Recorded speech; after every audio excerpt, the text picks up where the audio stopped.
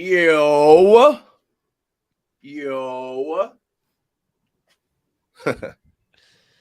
When we starting? Now? Was the yo the official start? That was the I think that's a good way to bring it back. No, I think that's a good way to bring it back. Turn my headphones up. I'll kick us off to start the recording of the pod, but we are live on YouTube. We are live on Twitch. Let me retweet and make sure folks can join us if they'd like to talk about the Nets. I mean, we did just finish talking about how people should join the lives to get the behind-the-scenes look. I think it's funny that I mentioned that, and then right as we go live, Dylan's like, yo, when we starting? I'm telling you, last year it was like people were like rushing me. I'm like, bro, I do this on my own. I go live so you guys can see that I'm here while I'm putting it together. But okay, now we'll start the show. Well, for like the you Nets, you were doing that alone, too. though. Yeah. Right. When you're doing the show alone, it's like it wanted some company. Yeah, it was my way of being like, hey, what's up, guys? I'm in my room now. I'm about to start the show. Okay, now we'll actually start the show so we don't waste my co-host time or anybody else's time.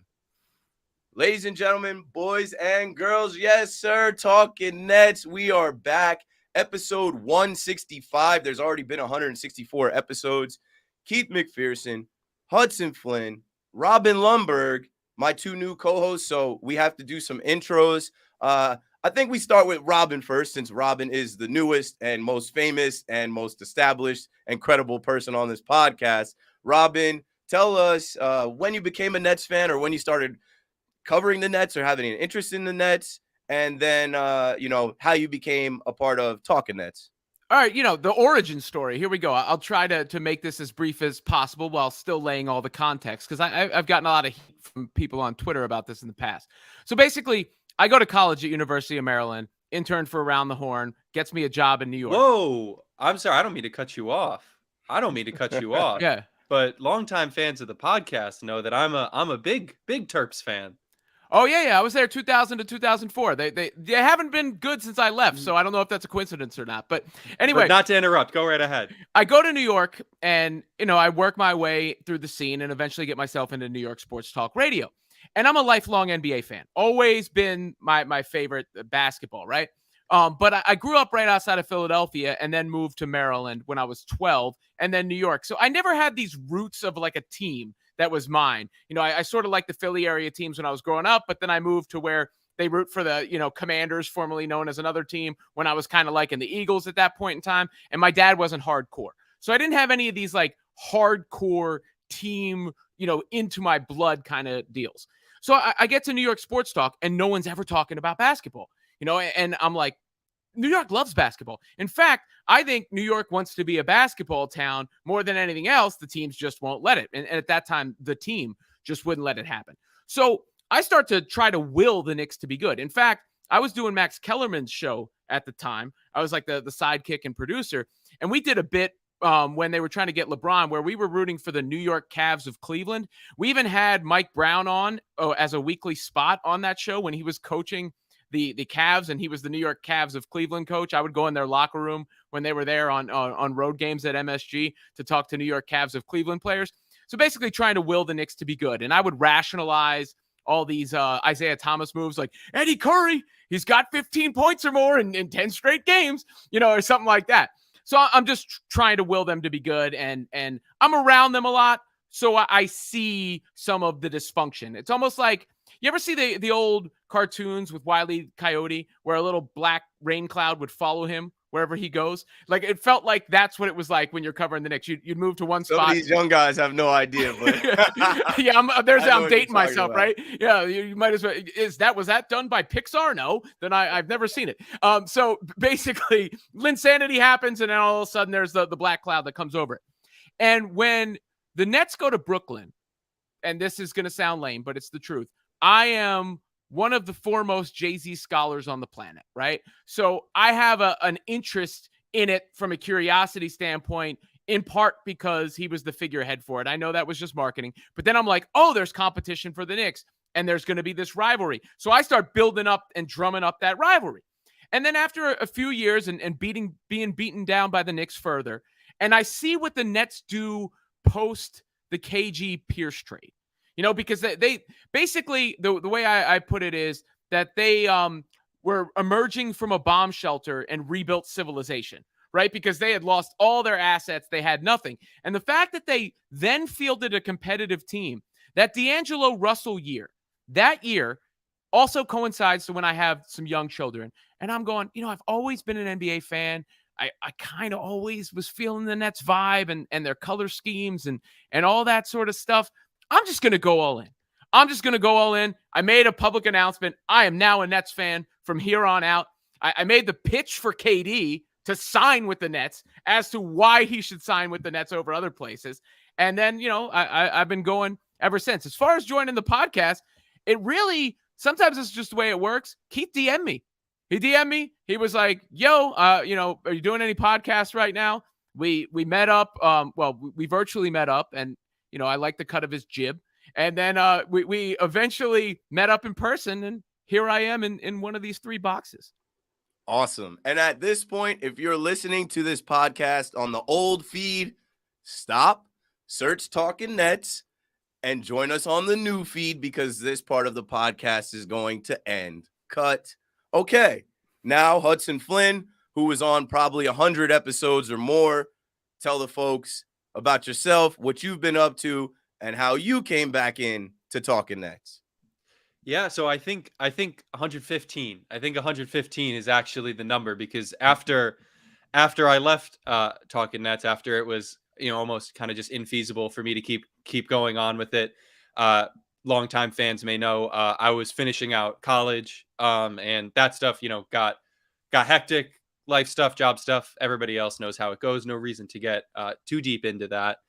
I look back, and I did this pretty frequently, and just thought about it and maybe listened to a couple old episodes, and just to enjoy the journey of Talkin Nets, because it was a journey. We came to this team before Kevin Durant was even suiting up for the Nets, when he was still deep in the depths of his injury.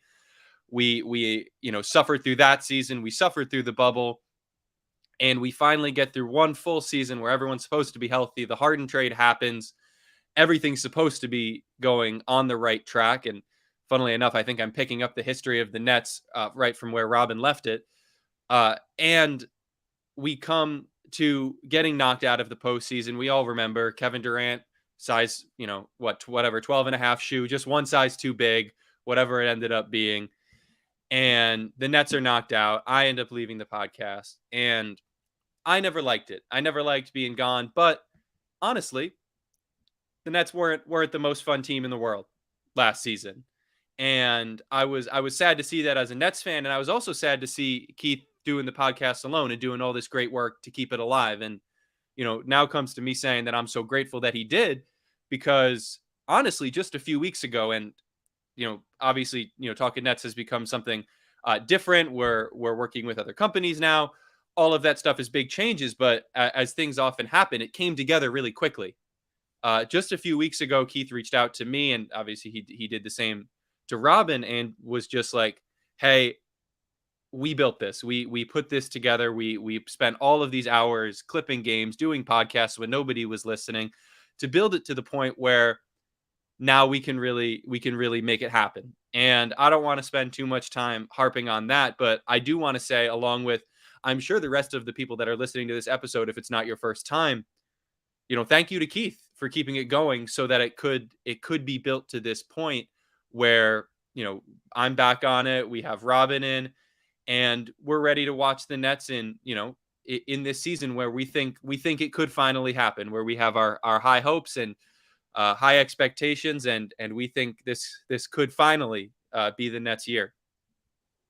They didn't believe in us. God did. Hove did. I gotta tie it back to the. I mean, I feel like the intros are important, and background and context and all of those things are important, right? I listen to podcasts. I'm a fan of a lot of people. I'm a fan of Hudson Flynn. I'm a fan of Robin Lumberg. And when Talkin Nets finished, or at least when Talkin Nets ended last season, the Nets got swept.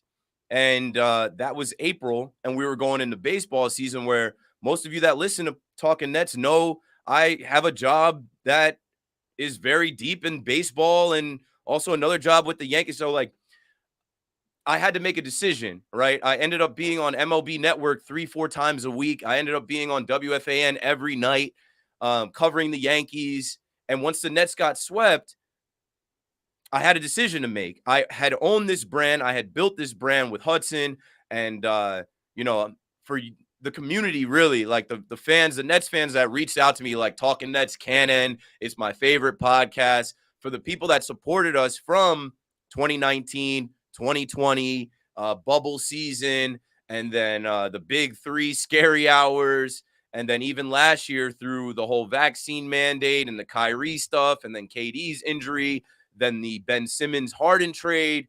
I kind of limped through last season, but did get to the finish line.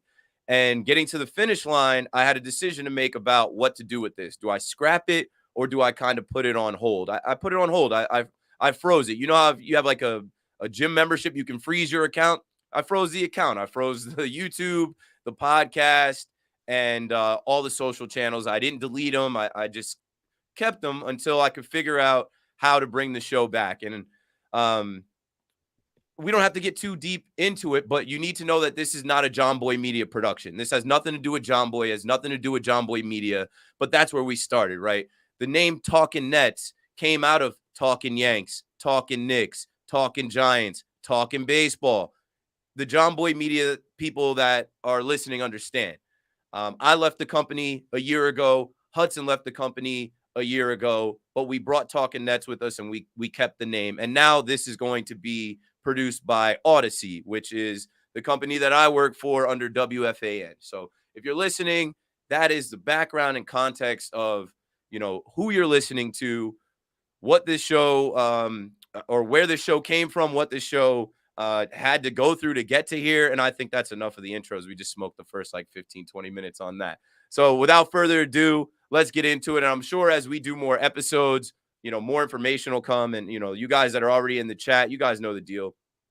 Let's start off with opening night. I'm wearing my free Brooklyn Nets, the Brooklyn Way, year 10. Does it have a 10 on it? It does. Year 10. I also have my year 10 Brooklyn towel from Practice in the Park. Practice in the Park was cool. It was just too many people. I don't think they were ready for that. But fellas, let's speak on opening night and share, your experience, whatever you saw in the arena and what you saw from the game. But we won't spend too much time on the game because that game is a game that you forget. It's the first game of the year. Clearly, the Nets weren't ready for the Pelicans. But I'll say the environment was great. 10 years in Brooklyn, Nets fans do exist. There are a ton of Nets fans. There are young Nets fans that started going to see Nets games when they were 7 or 8. Now they're 17, 18 years old and older. And to see all the fans come out excited about this season was great. And I think the Brooklyn Nets did a good job presenting everything. They just weren't ready to compete. And you got Zion Williamson and CJ McCollum and Brandon Ingram and those guys coming in, blowing their doors off. It was never a game. They had a little bit of time at the end of the first half where they started to pull it, within striking distance. I think they were down by 8 at half, but they got blown out in the second half. What did you guys see? I left that game in the fourth to get back to WFAN. Let's go to Robin. Robin, tell us what you thought about night one, game one, opening night in Brooklyn. Yeah, twofold. One, the whole notion that nobody cares about the Nets couldn't be further from the truth, right? Like that is rubbish because they're all that gets talked about. They're probably the most prominent team in the NBA at this moment, maybe other than the Lakers right now because of LeBron and the struggles that are going on there. But when you talk about the fan base and everything, and as it's come up, you have the OG Nets fans. Like that's a contingent. You have the Brooklyn fans who jumped on because of Brooklyn. Then you have the young fans who have grown up. But the whole Nets world thing is important because the Nets are beyond a local team. They are now a global team. When you talk about star power, when you talk about anecdotally just being out on the street, the amount of Nets gear you might see relative to Knicks gear and the like. So that's part one. And I do think that is a growing thing that can be capitalized on and could really go over the top this year, depending on how things turn out. Number two, I was terrified. If I'm being real about it, I was terrified because I meet you guys for the first time, right? I decide I'm going to do this, and then the Nets just get the doors blown off them, and they haven't done enough. I'm done with the whole hypothetical champs. Like, you got to show and prove now, right? So they haven't earned the benefit of the doubt from me at this point. They have to earn that. So when they get blown out, I'm going, oh no. Is this going to be a disaster of a season? Is KD going to ask for a trade again? Is Kyrie going to go like, oh, I need 2 weeks of PTO? Ben Simmons fouled out before the fourth quarter. So I'm that's what's going on in the back of my head. I'm like, hey, Keith, nice to meet you. Oh no. And some background. So no one claimed the WFAN suite. I claimed the WFAN suite. I had Robin and Hudson come to the suite, and that's where we shot the video saying Talkin Nets is back. It wasn't the greatest game, but like I say, you flush that game down the toilet, you move on, you forget it ever happened. Hudson, what were you feeling watching your new Brooklyn Nets come out there and not look like they were well coached at all? Disappointed. I think my first take was, boy, I was never a part of the fire the coach crowd. Steve Nash needs to go, but boy, not ideal. Not an ideal start, but like Keith said, it's the kind of thing where you have to take a bigger picture. The Nets are going to play 82 games this season. They're not going to be so bogged down by this one loss. At the end of the day, it's just going to be a +1 in the loss column. I'm not about the hyperbolic reactions after one game. I'm not about digging so deep into the stats. Honestly, to me, it was a wash. But honestly, I felt similarly to Robin. I thought, am I the problem? Is coming back to Talkin Nets gonna cause some sort of cosmic justice coming down onto the Nets? Are they gonna lose because of me? Is Talkin Nets a mistake? And then I snapped my head out of that pretty quickly because I realized that was not a very productive line of thought. And then honestly, I just thought, from a basketball perspective, it showed how important the Nets having their complete roster is, right? Of course, we're down in that game. Joe Harris, Seth Curry, and TJ Warren. Obviously, we're going to talk about Friday where Joe Harris does end up playing.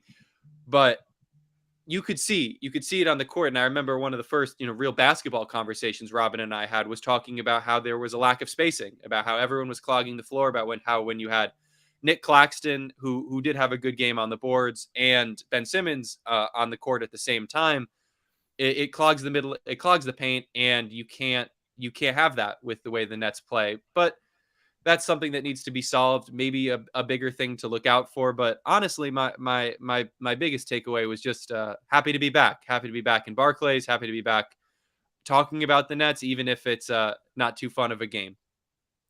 Yeah, and we just had Henry Hall in the chat say, I know Keith is side-eyeing the Yankee game. Yeah, Yankees are actually up 2-0, but they're down 3-0 in the series, so I'm not too worried about that Yankee game going on right now. Coincidence, game 1 of this series, the American League Championship Series, was the same night as opening night in Brooklyn. I, of course, chose to go to the live game. The Yankees were in Houston. I was in the suite, had it on the TV there. I'll say this, there was a lot of talk about, what this Nets team would look like. I went to media day, and the first thing I thought was, wow, that they're a little bit deeper than I realized. They have a few guys. There's some talent on this roster. This roster might be better than the rosters have been in the past few years of this KD and Kyrie era. They didn't blow it up, but Rome wasn't built in a day. That's a cliche. I think that they are going to need reps and practice. This is a new team playing together.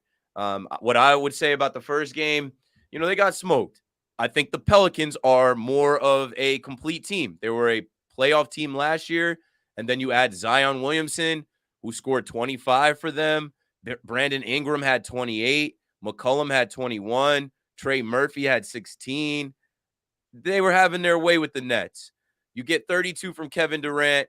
Okay, wasn't enough, obviously. 16 from Patty Mills off the bench.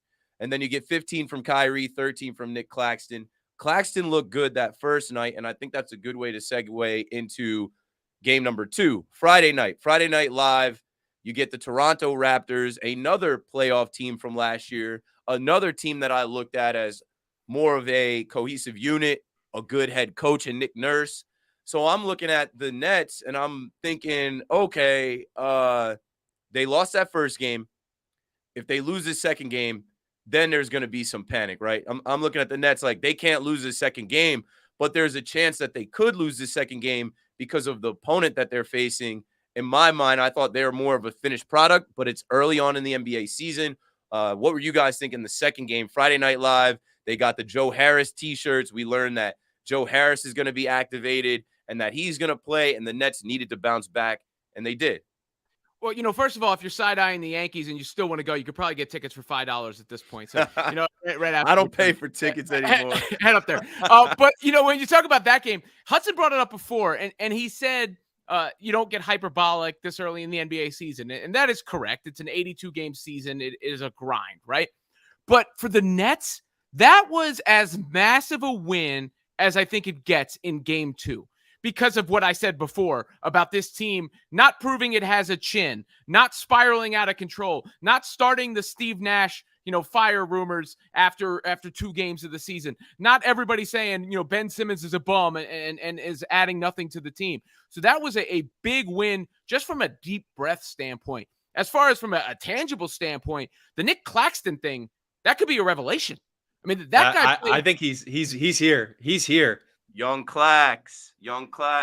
He played like a stud. Not just the defense, but in transition, the Euro step, and not just that he tried a Euro step, but that he went up strong to finish. The confidence to finish. And never seen him look like that before. Never seen him play like that before, honestly. And he's missing free throws, but the good thing about it is he kept taking it to the rack. So he wasn't worried about missing the free throws. So I think between that, the fact that Ben played a lot better in that game, they won despite the fact that Kevin Durant did not play well at all, I don't think, in that game. And then from Kyrie Irving, thus far, Kyrie Irving needs a disclaimer like Apple instructions, or when you sign off for Apple, that you got the long disclaimer. But so far, so good as far as both Kyrie's attitude and the level of effort he's shown on the court. And when he's locked in, Kyrie's good enough where when he's locked in, it doesn't matter who's on the court with him. You could sit there and watch and go, oh, that's the best guy. Yeah. Let me add a couple things before Hudson goes. Kyrie, of course, going back to opening night, uses his platform. And he welcomes everyone to Barclays Center, and he calls out the president of the United States and says, POTUS, do your job. Bring our sister Brittany Griner home. Okay, Kyrie. Good point. I wasn't expecting that. But with Kyrie, like Robin saying, the disclaimer, like you know what you're getting. Kyrie is going to use his platform. He didn't have a good game that night. He came back and had a good game the second night. Nick Claxton. Let's think about Nick Claxton as far as how his season started last year. He's a different guy. He cut the dreads. He's got the clean cut now. Last year, he skipped summer league, and the coaches were mad at him about that. The organization was mad at him about that. We heard he was partying. He was out with James Harden, and he was sick. Remember that? He just was randomly sick. They said he had mono or something else. He missed a bunch of time from conditioning as well. He wasn't in shape. Man, maybe last season, especially going out the way that the Nets did, relying on him and him missing free throws, maybe that was what this kid needed. His mentality looks different. His approach looks different. And maybe the Nets didn't make a move to bring another 5 in here, another big in here, because they have faith in Nick Claxton from what he's shown them over the summer. I think it's going to bode well. And like Robin said, KD didn't have his best game, but the best part of that game was that when KD sat down, the Nets rose up. They didn't wilt. They didn't fall back because KD wasn't out there. They actually made a run, and Nick Claxton was a big part of that. Hudson, you got it. Yeah, I think that's a great segue to one of the comments I had. Last season, we saw one of the major issues with the Nets was just not even asking, demanding that KD carry the Nets and that be the be-all, end-all. And KD is a player who is capable of doing that, of course, but that was one of his major gripes with the Nets last season. When he wasn't on, the Nets would lose 100% of the time, and he had to be, all-world 100% KD for the Nets to win games. And for that to not be the case in the second game of the season, when we faced some serious adversity, and I know it's not a Nets point, but one of the major things I have to talk about is Pascal Siakam. He is on some other level, and he's been a player. I remember thinking all the way back to the bubble, the way Pascal destroyed us. 37 points, triple double is nothing to shake your fist at. It was serious seeing him play like that. I expect them I feel like they're one of those teams that are always there in the Raptors, that are always competing, always around. I expect something from them this year. But, moving back to the Nets, I think that type of resiliency is something that the Nets need. To be able to see one of your best players not really get it going. And quite frankly, KD looked horrendous. He was airballing shots. He was genuinely He's been playing too weak terrible with the basketball. He As has of been. late. You're right. And honestly, you said that going into the game. You said in the preseason, his handle was looking a little loose. He wasn't going up strong. I was like, well, it's a preseason. We'll see what happens. He kept it up in the last 2 games, and it's not the kind of thing where I'm thinking that it's going to be a consistent issue. But to see the Nets fight through that is to me is huge. And we love Kyrie. We love the production he put up. I love Claxton, but rather than hitting on points that have already been hit, I'm going to cycle back to one other thing I said. Seeing Joe Harris come back for him to be on the floor. Obviously he played a little bit in the preseason. He was out with a very serious injury. Hadn't played a regular season NBA game in quite some time. And to even see him back out on the floor, to hear the response he got from the crowd when he hit his first 3, I thought that was amazing. And I'm always someone who's going to be attracted to those types of storylines, whether it's KD coming back from injury, Kyrie facing adversity, XYZ. I love it for Joe Harris, and he's, I believe, the last player of the, as we call them, old regime Nets. Yep. Longest tenured net. He's the last one. Tenured net. I like that. I like the culture guy. He may not be the loudest guy in the huddle. He may not be the most flashy, showy guy in the NBA. My favorite Joe Harris anecdote is walking behind him down the stairs at a Barclays Center season ticket holder event. And me being the same height as him, not really seeing like a big guy, didn't really think much of it. Just thought he was another white guy. You thought he was a barista or something? I did. I did. I was like, I didn't notice him either. He was just kind of in the mix with everybody. I was like, very, very cool beard. Nobody noticed him. He was, people were as likely to come up to me to say something about being on the Nets as they were to say something to him. But I love seeing him back on the floor. And I think that bodes well. His type of recovery, the way he's come back, and, all signs point to a lasting comeback, bodes well for TJ Warren. Someone on the Nets who is obviously struggling with, pretty killer back-to-back injuries. I have a lot of faith in the Nets training staff. I have a lot of faith in that. And I think should the Nets be all the way healthy, and that's not something that you can bank on or even assume will happen in the NBA, I'm expecting some great things, and positive returns are early returns are positive. Can I just ask why you have faith in the Nets training staff? Just because I keep remembering them make these announcements like, oh, no setback, then the guy's out for the season, and Jeremy Lin's hamstring. I have no faith in what they do. I will say 2 things. First off, I do not have any faith in what the Nets say to the public at all. Whoever is running Nets PR is someone who definitely doesn't really have too much of a faithfulness in the truth. I think know who it is. and that's not a personal criticism. I'm sure it's not them. He won't take it personal. Yeah. But what I have faith in, I mean, the actual returns that we've seen, and I still do hold quite a bit of admiration for what they were able to do with Kevin Durant's injury. And thinking back to boy, persona non grata. I do listen to Stephen A. Smith when what he has to say every once in a while, because I think it's funny, the outlandish takes.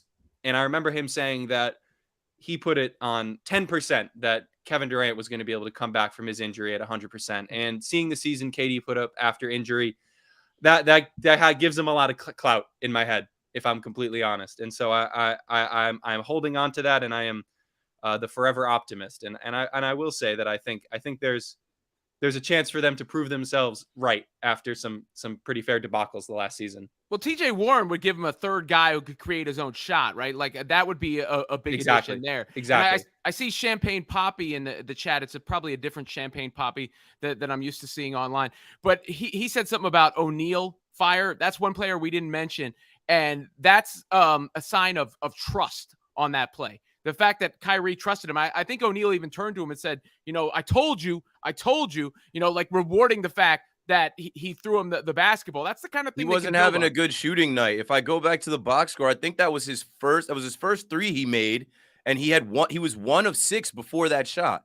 So yeah, that's trust right there. You're not the hot hand, but I love that too. The Nets have been moving the ball. The ball movement already you can see is different without a James Harden or without a Bruce Brown. No offense to Bruce Brown. I know he had a good night the other night, but I'm kind of glad that Bruce is out of here. He just wasn't it for me. Like I as a fan rooted for him, but you could tell that he wasn't the type of guy that like you don't want to have that kind of guy in that situation. If we're kicking the ball out to Royce or to Bruce Brown to hit that three, I have more confidence in Royce. He's a fun college player. He's a fun player on like a team that isn't, kind of expected to win the championship. Right. It's not a coincidence they're moving the ball without James Harden either. James Harden is a facilitator and he'll pass the ball, but after he's already dribbled 20 seconds off the shot clock. And we should take a second to acknowledge the fact that the Nets are going to get Victor Wembanyama as well. I mean, that's a big deal. That is huge. That is he's huge. headed Him to and Brooklyn. TJ Warren will be killer. Yeah, but seriously, the Sixers are a mess. Fingers crossed. I think that's going to implode. I don't trust either Embiid or Harden in the clutch. Harden or the other day was Tucker. PJ Tucker plays too hard to play with those guys. I like PJ Tucker, but he's going to get mad at them, and they're going to hate each other because Harden needs the space to operate, so he's going to need Embiid on the perimeter. He's not going to get the touches. If Embiid gets the touches, Harden can't play off the ball. At the end of that game, Harden wasn't even trying to score. He was just trying to draw a foul. That is going to be a mess. It's going to be a mess. Dylan says, how tall is Hudson? Hudson still growing. Hudson might be 6'4", because I'm a good 6'2", and Hudson's like 2 inches taller than me. I think Hudson's like 6'4". Maybe with the hair 6'5". Don't sleep on the young boy. If I lift it up, I can get 6'5", 6'6" on a good day. I make sure because it's fun working with Keith and Robin, both being credentialed reporters. It's fun knowing that there's a chance down the line where we might get to have some fun conversations with Nets players face to face, which is always, especially after COVID, is something that would be really exciting to do. I gotta stand my ground there. I can't let myself feel too small. I thought you were gonna say there's a chance that we end up on the court. We might have to hoop. They might call us to some type of celebrity game this year at Practice in the Park. They had like a Instagram influencer game.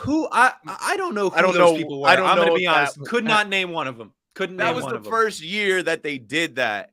And I think next year they'll get some bigger names. Shout out to Shiggy and Rotimi. And I forget who else was in it. Was one of them Fivio Foreign? No, but shout out to Fivio. I got to talk about that. I don't think anybody wants him in the fan game. So, Fivio has performed at Barclays before. He went viral because you could tell like the audio, his earpiece wasn't matching the audio that we were hearing. And he tried to just make it through the performance. But it was bad. It was bad. But what I'll say is Fivio is a big name and he's from Brooklyn. It makes sense to have him. I'm glad that they had him for opening night because Friday night they had Kevin Rudolph perform, and Kevin Rudolph hasn't had a hit record since Let It Rock with Lil Wayne. Let's see what year this came out. Let It Rock, Lil Wayne, Kevin Rudolph. Most of you probably don't even know what I'm talking about. Let It Rock, Let It Rock, Let It Rock. 2008, that song came out. And he was the Friday Night Live performance. It sounded like it went well, but I thought it was hilarious that, like, you know how the internet works. They see a video of Fivio, and he's trying to rap over the beat, and he's off beat, and they're like, oh, this is terrible. It wasn't his fault. You weren't there. I was there. I literally was, like, on Brooklyn Nets radio with Capper and Carino, and I felt bad for him. I'm like, this doesn't sound good. They should. I mean, it was really bad, but it wasn't his fault. Like, yeah, I understand people like thinking that that's funny, but it wasn't actually. I don't think it was his fault. I didn't see it live. I was in that American Express store in Barclays where you can walk in with the card and just pick out what you want. And I was just like staring at this bottle of soda that was marked $8 and thinking to myself, like, I really want this right now. But like that, because the burger was like $11, which is reasonable. So I justified it in my head. Burger plus soda, $20. No, not that big a deal. I think the food there, that's the deal. That's not the drinks. The food is where what you go for. I can't do it, fellas. Like I didn't buy a single thing in there. I've been there a bunch of times, whether I'm the richest man or the brokest man. Just the principle of things being priced way over what they're actually supposed to be priced. I can't swipe my card. I can't buy anything in there. I'll go hungry. I'll be thirsty. I can't do it. Better you than me. Better you than me, Keith. All right, now let's look ahead as we wrap up this first episode. Once again, Talkin Nets is back. Robin Lumberg, Hudson Flynn joining me, so I don't have to host every single episode on my own. And it's a big week coming up, right? This is the first full week of the NBA. Not sure what my Yanks are going to do. They're up 2-0 right now. They may be eliminated tonight or tomorrow.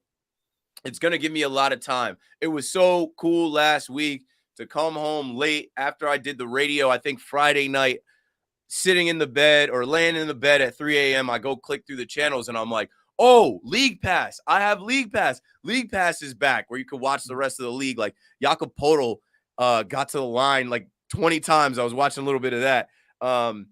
This is a big week for the Nets to build on what they've done. So coming up here, they hit the road. They face the Memphis Grizzlies, who they never beat. Nets fans know they're always a pain in the ass. Like, it's just, I don't know what it is with the Memphis Grizzlies. They're big. They're big and physical usually. That's the. I mean, that's but it's the even over the Nets. last like 4 years, the Nets just have not been able to beat the Grizzlies. They can't beat any team that has Valanciunas on it. I've decided. Allergic. Yeah, they're allergic to him. They're allergic to him. He is the perfect matchup nightmare for the Nets. It's hilarious. Nugget for you on this game coming up. Megan Triplett, who is our new Michael Grady, young woman who kind of is bringing us in and out of games on Yes Network. She came from the Memphis Grizzlies. She's from Memphis, so she'll be coming back home, and she'll be on the call with Sarah Kustok and Ryan Rucco. And the Nets will wear their white uniforms out there. I don't know how you guys feel about those white uniforms. I know a lot of guys feel those uniforms are unlucky, but Ja Morant went off for 49 points the other night, so they're waltzing right in to FedEx Forum to face the Grizzlies. Not going to be easy. And then right after that, not a back-to-back, but Wednesday night, you go to face the hated Milwaukee Bucks, and you already saw them in preseason. Giannis is a dirty player. He can't help it. He's just out of control. He's a bull in a china shop. We'll have to go watch the Nets face the Bucks again. And I'm interested to see what the matchup looks like with this new Nets team. And then after the game Wednesday, the Nets will come back home for the second half of a back-to-back, and they will face the Mavericks, Luka and those guys. I don't know if you guys remember when the Mavericks came here last year, and Spencer Dinwiddie, of course, was there to hit the dagger on us. And then Saturday is the Pacers game, but we try to have a podcast every 2 to 3 games, so we should hit you with a pod either after that Bucks game or after the Mavericks game. What are you guys thinking about this week coming up? Those are 3 playoff teams. Those are 3 tough teams. Those are 3 teams with superstars, the Grizzlies, the Bucks, and the Mavs. How do you think the Nets will fare in this first week of their full season? Well, I think it's great that they're playing these games. I'll push back a little bit on Giannis being a dirty player. I know he came into Kyrie's life. I hate Giannis. He's a physical player. Bull in a china shop is a good description. I'm with that. But, he's an awesome player, too. And the Nets aren't going to be able to stop him. You hope Ben Simmons is the kind of guy who can neutralize him as well as anyone can. If preseason is precedent, Robin, wasn't too bad. Honestly. No, he did well against him. A week ago. It's a trial by fire for the Nets, which is good. Because here's the thing. If the Nets have any personal or professional pride, they're going to respond at the beginning of the season like they did in that Raptors game. This is going to determine for us, I think, this stretch, what kind of season we're looking at. And I'm not talking from a record standpoint. It could be 1-2. It could be 2-1. But it's the way that they handle themselves out on the court, the way that they respond to runs, the way that they, take a punch, the way that they share the basketball, all those things. I'm glad that they got a tough stretch early because I think we'll know what this team is about after the first week of the season. Yeah, absolutely. I think the Nets also play the most road games in the Eastern Conference through the first 20 games of the season. It's going to be a test, and I think that's exactly what the Nets need. I think with the NBA season being so long, I think there's a tendency for teams like the Nets with such high expectations that are always looking ahead to the playoffs, to the eventual championship that they're supposed to win, to look over some of these midseason games. And I think that it's a great test. I know for a fact that Kyrie and KD are going to be amped up to play a young up-and-coming superstar like Ja Morant. I know KD wants to go back up against Giannis after what happened 2 years ago. It's fact. And I think that that's something that we can pull a lot from as fans, but also that the players are going to pull a lot from. They're going to be able to look at these matchups and look back at them at the end of the season and say, okay, this is what we did. This is what we could have done better. And to get an early look at that, I think is huge. The other thing I'm going to say, slightly unrelated, there are some amazing Nets fans in the comments of our YouTube right now, and they are talking about the most outlandish trade and sign scenarios 2 games into the season I have ever seen in my entire life. I hear Mo Bamba and Boogie Cousins are coming to the Nets, and I just want to speak to the Nets fans directly and say, cool it just a little bit. I'm looking in the chat. I had to block that. Oh, are you gonna block the porn bot? I'm like, porn bot 69. That's how you know we're doing all right. The first stream back, we got porn bot 69. Well, that's not quite as fun as Talkin Nets on OnlyFans. Yeah. There was a fake Hudson in our chat. I remember back when I was on the podcast last time. He made 2 accounts, bro. He made so many fake accounts about me. I thought that was when I knew I made it personally, when I have impersonators. Boogie Cousins ain't an NBA player anymore, just for all y'all who are saying that. He can't defend. Play for the Nets. Yeah. He can't play for the Nets. And I remember talking about that. I think people were like, "Oh, he's got beef with Harden." And now Harden's not on the team, but I still don't want him on the team. We got to see what these guys got. That's a good way to close this. And me to throw in something else I had in my notes. So all eyes on Steve Nash, all eyes on these rotations and these timeouts and these adjustments. After they got smoked the first game, you saw a big change in the second game, right? A couple guys got DMPs that played in that first game. Kessler Edwards, Edmund Sumner. Let me see if I go back to my notes. Cam Thomas is another one. That's a big one. And I know when you're getting blown out, you get guys off the bench. But like Edmund Sumner and Cam Thomas were up early in that first game.